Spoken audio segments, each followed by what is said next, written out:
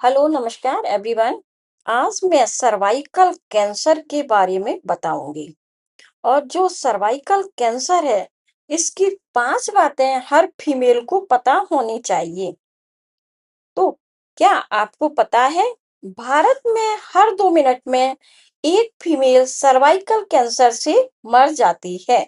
और सबसे बुरी बात यह है कि ये 100% रोका जा सकता है। तो आज मैं आपको वो 5 बातें बताऊंगी जो सर्वाइकल कैंसर पेशेंट की जान बचा सकती है। तो प्लीज वीडियो को लास्ट तक जरूर देखना। अब इसका जो पार्ट 1 है, सर्वाइकल कैंसर क्या है, तो हम इसको सिंपल भाषा में बताएंगे कि गर्भाशय या यूट्रस के मुंह में होने वाला कैंसर सर्वाइकल कैंसर कहलाता है। और इसका जो मुख्य कारण है वो है एचपीवी वायरस। और एचपीवी वायरस का फुल फॉर्म है ह्यूमन पेपिलोमा वायरस। 99% केस इसी से होते हैं। तो नेक्स्ट है, ये कैसे फैलता है? असुरक्षित संबंध और कम उम्र में शादी।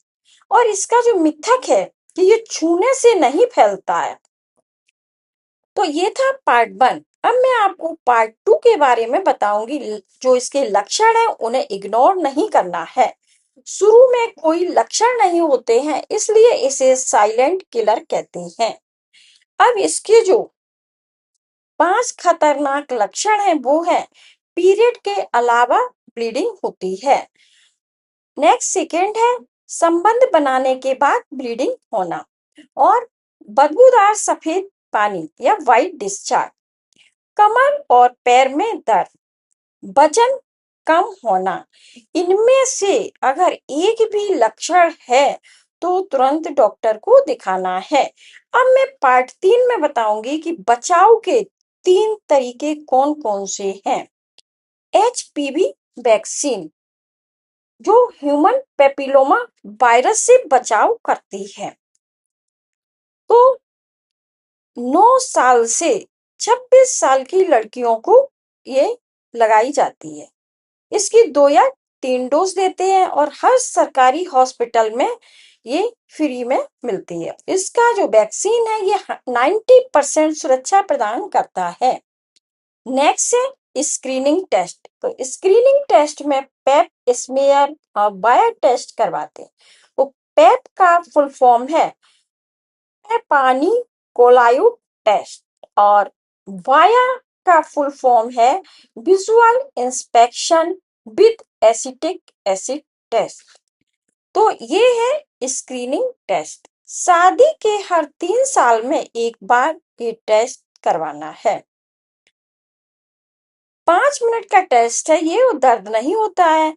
हर पीएससी सेसी में ये टेस्ट फ्री होता है। अब इसकी जो सेफ हैबिट है वो है 18 साल से पहले शादी नहीं करनी है और एक ही पार्टनर होना चाहिए। नेक्स्ट है साफ सफाई का विशेष ध्यान रखना है। अब मैं बताऊंगी पार्ट 4 में क्या करना है। मैं एक पेशेंट का एग्जाम्पल देके आपको बताती हूँ कि एक पेशेंट क्लिनिक में आती है जिसकी एज 32 साल की है और उसके 2 बच्चे हैं। लक्षण 1 साल से थे, पर वो पेशेंट शर्म के मारे डॉक्टर को नहीं बताई। जब आई तब तक लेट हो चुका था, इसलिए शर्म मत करो बहनों, अपनी जान सबसे कीमती है। और पार्ट 5 में मैं आपको बताऊंगी कि अगर इस जानकारी से एक भी फीमेल की जान बच जाती है तो समझो आपका किसी को नॉलेज देना और हमारा वीडियो बनाना सफल हो जाएगा। तो अब हम चलते हैं मेन पॉइंट पर। जो सर्वाइकल कैंसर है, हर साल हजारों महिलाएं सिर्फ सर्वाइकल कैंसर का शिकार इसलिए हो जाती हैं क्योंकि उन्हें इसके शुरुआती लक्षणों का पता ही नहीं चलता है।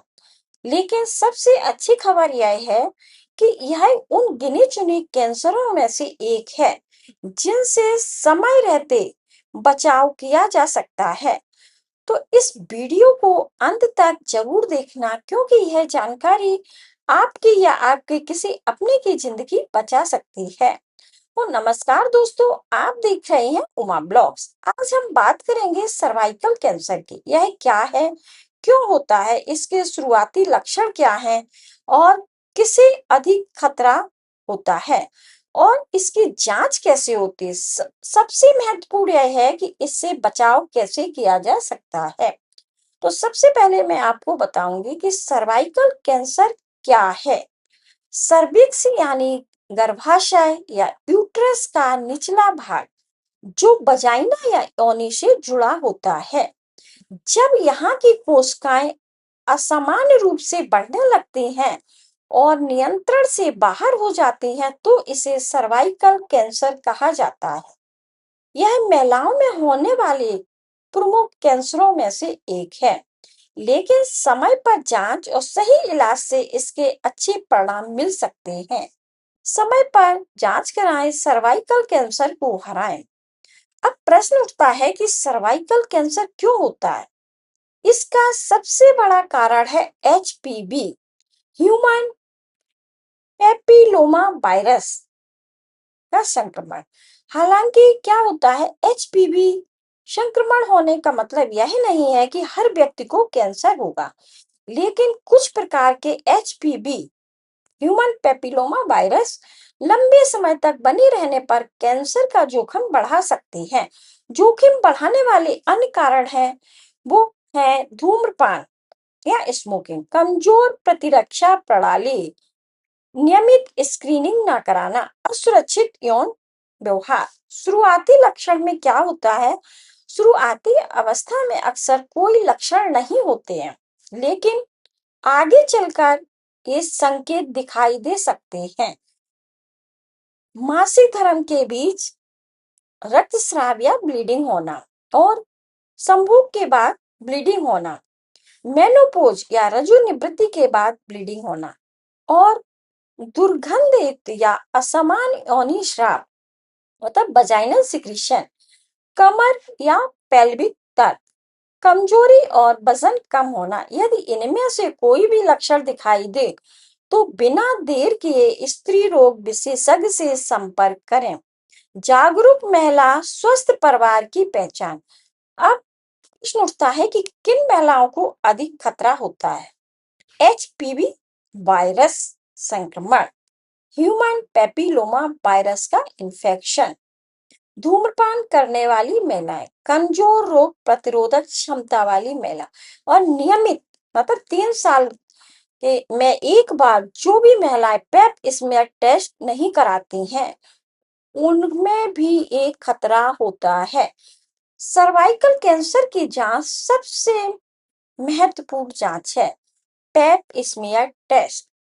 यह एक सरल और प्रभावी स्क्रीनिंग टेस्ट है जिससे सर्विक्स की असामान्य कोशिकाओं का समय रहते पता लगाया जा सकता है। इसके अलावा एचपीवी टेस्ट और कॉल्पोस्कोपी, जो कॉल्पोस्कोपी है वो भी इसका एक महत्वपूर्ण टेस्ट है।